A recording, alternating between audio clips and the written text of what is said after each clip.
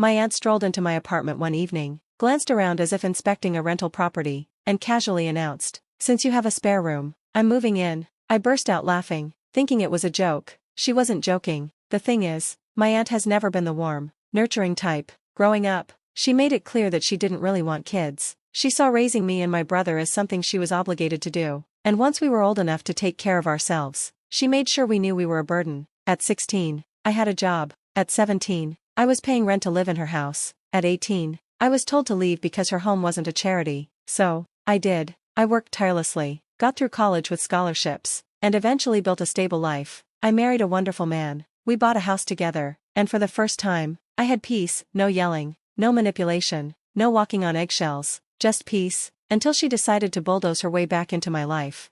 I laughed at her declaration, but she stared at me, dead serious. "I'm not joking," she said. "That room is empty, and I need a place to stay." "It makes sense." I shook my head. "That's not happening," she scoffed. "Of course it is. You're my niece. You owe me." I didn't know her a thing. I told her no, but she kept talking over me like my opinion didn't matter. She ranted about her landlord raising the rent, how she was tired of working, and how it was time for her family to take care of her. She spoke as if it were already decided. I told her again. "Not happening." She huffed, called me ungrateful, and stormed out. I thought that was the end of it.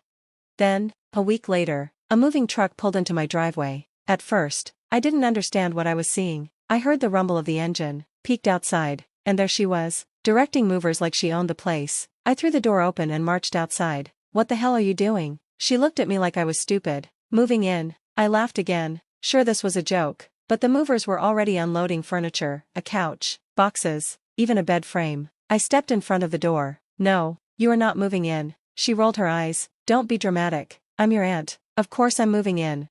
That's when my husband, who had been watching from the porch, stepped in. He walked up beside me, crossed his arms, and in the calmest, coldest voice I'd ever heard, said, "Take your things and get off our property, now." My aunt, so used to steamrolling over everyone, blinked in shock. "Excuse me?" He didn't flinch. "You heard me." And then she screamed, a full-on, high-pitched, rage-filled scream right there in the driveway, in front of the neighbors and the movers. She went ballistic. "You can't do this to me," she shrieked. "This is my right. You owe me." She turned to me, her face red with fury. "You're really going to let him talk to me like this? I raised you. I fed you. I put a roof over your head." I stared at her, my blood boiling. "You kicked me out at 18. She waved that off. "You were an adult." I shook my head. "So are you." She kept screaming, yelling about how we were cruel, how she'd tell the whole family, how I'd regret this. The movers looked at each other awkwardly, realizing they'd been pulled into some family drama. Then my husband said, "If you don't leave in 5 minutes, I'm calling the police." That shut her up for a second. She just stood there, chest heaving, hands clenched into fists. Then, without another word, she spun on her heel, stomped back to her car, and peeled out of the driveway, leaving the movers standing there confused. I thought that was the end of it. I thought she'd throw her tantrum and move on. I was dead wrong. The next morning, I woke up to 27 missed calls, my brother, my uncle, a few cousins blowing up my phone. I groaned, already knowing what this was about, but then I saw the texts. "How could you throw your own aunt out on the street? You're a terrible niece. She sacrificed so much for you, and this is how you repay her? She's your aunt. What kind of monster are you?" I sat up in bed, my heart pounding. What the hell was she telling them? I didn't have to wait long to find out. My brother, who barely spoke to our aunt either, called me the second I picked up. He was yelling, "She told everyone you kicked her out with nowhere to go." I nearly dropped the phone. "What?" "She said she came to you begging for a place to stay because her landlord evicted her, and you and your controlling husband threw her onto the street with all her stuff. She's staying with Uncle Joe right now, crying her eyes out about how cruel you are." I could feel my blood boiling. "That is not what happened. I know that." My brother snapped. "But half the family thinks you're the devil now."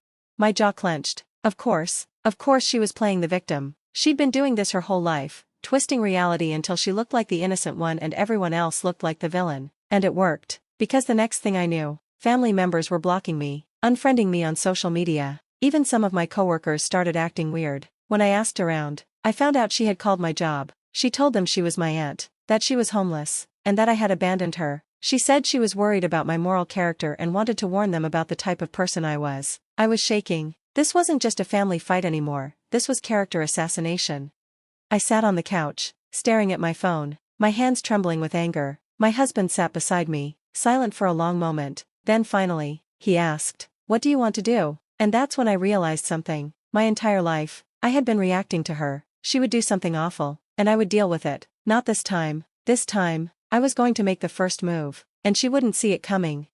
She wanted war? Fine, I'd give her war.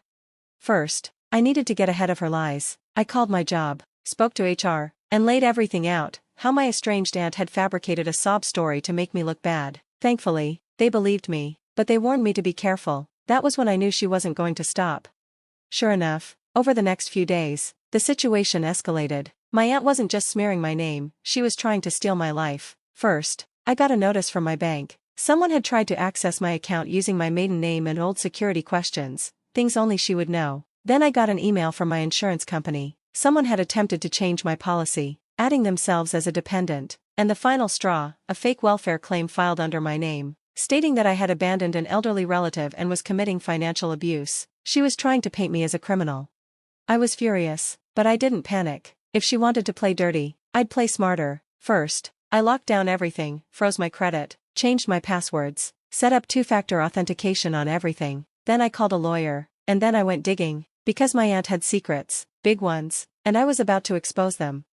I started making calls, to old family friends, to people who used to know her, and what I found out made my jaw drop. Turns out, my aunt hadn't just been evicted like she claimed. She had been kicked out for scamming her own landlord. Apparently, she had been renting out her apartment on Airbnb behind his back while pretending to still live there. She made thousands, never paid him, and when he found out, she tried to claim he was the one scamming her. It didn't work. She was blacklisted from renting in most places around town. That's why she tried to move in with me, because she had nowhere else to go. Oh, but it got better. I also found out she had stolen thousands from my elderly grandfather before he passed away, took money meant for medical bills and spent it on vacations. That's why most of the family barely spoke to her. She was a fraud, a liar, a thief, and I had proof.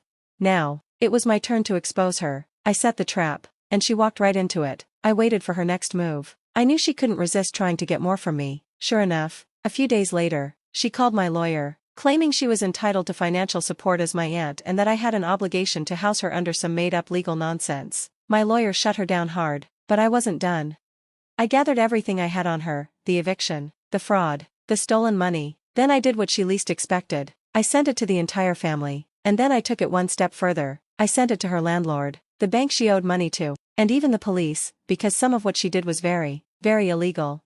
The fallout was immediate. The family turned on her instantly. All those relatives who had been attacking me went silent. Some even apologized. Her landlord sued her for fraud. The bank opened an investigation. And the best part? The police were very interested in the money she stole from my grandfather. The last thing I heard, she was desperate, scrambling to find someone else to take her in. But no one wanted to touch her. She had burned every bridge she had. As for me, I finally had peace. I thought she would try to fight back, spin more lies, play the victim like she always did. But I underestimated just how fast people abandon a sinking ship. The moment the truth came out, everyone turned their backs on her. No more sympathy, no more flying monkeys defending her, no more support. She tried to do damage control. She called my brother, my uncle, even some distant cousins, trying to convince them that I was the liar, that I was trying to destroy her life. Nobody bought it. She went to Uncle Joe, the one person who had taken her in after I kicked her off my property, and begged to stay. Uncle Joe threw her out. He had only agreed to help because he thought my aunt was a struggling woman who needed a hand, but when he found out she had been scamming him too, that she had been sneaking into his wallet and taking money, he snapped. He tossed her bags onto the front lawn and slammed the door in her face. And just like that, she was homeless. Karma hits harder than I ever could, but the best part? It wasn't even me who delivered the final blow. It was the law.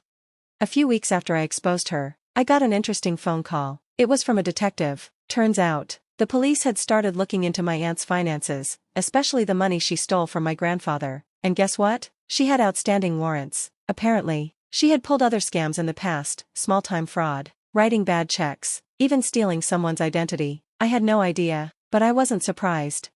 And now, with everything I had handed over, they had enough to arrest her. The day she got picked up, I got a message from a cousin who still had some contact with her. It was just one sentence: "Your aunt just got arrested at a gas station." I stared at my phone for a long moment, then I smiled. The aftermath? I have no regrets. She tried to destroy my life. She tried to move in and take over my house. She tried to ruin my reputation. She tried to steal from me, and in the end, she lost everything. She spent months fighting legal battles. Last I heard, she was bouncing between motels, begging distant family members for money. Nobody was helping her. She had burned too many bridges. As for me, I went on with my life, peaceful, happy, free, and for the first time ever, I felt safe, because the one person who had tormented me my whole life was finally suffering the consequences of her own actions, and I didn't feel guilty, not one bit.